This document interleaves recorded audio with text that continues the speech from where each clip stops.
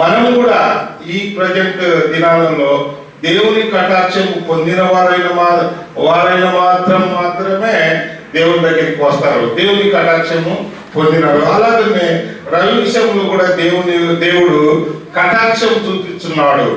ఈ సహోదరులందరూ సేవ చేస్తున్నారంటే దేవుని కటాక్షం వారి మీద ఉన్నది కాబట్టే వారు ఆ సేవలో, దేవుని సేవలో ముందుకు కొనసాగుతున్నారు. కాబట్టి ప్రియులారా, మనమందరం కూడా చాలా మంది వరకు సేవకులు ఉంటున్నారు, వాక్యం బాగా తెలిసిన వారు ఉంటున్నారు.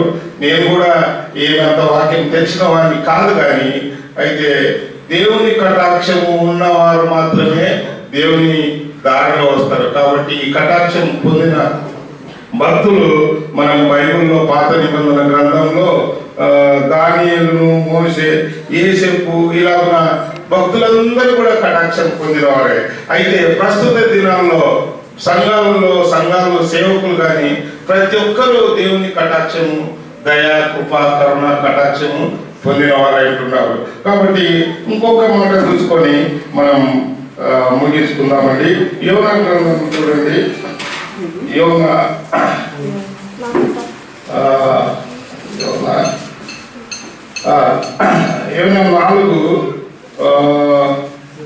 4:2 తీసారా? నేను నా దేశముండగా ఇట్లు జరుగునని నేను అనుకుంటుని కదా, అందువలననే నీవు కటాక్షమును, జాలీయును, బహు శాంతమును, అత్యంత కృపగల దేవుడైండి పశ్చాత్తాపపడి కీడు చేయక మానుదువని నేను తెలుసుకుని దానికి ముందుగానే ఇక్కడ యోనా గారు కూడా సాక్ష్యం ఇస్తున్నారు. దేవుని కటాక్షం ఎట్లా ఉంటుందని యోనా గారు ఎందుకని ఎరిగి ఉన్నారు. ప్రియులారా, ఇలాగున భక్తులను మనం చూస్తున్నాం.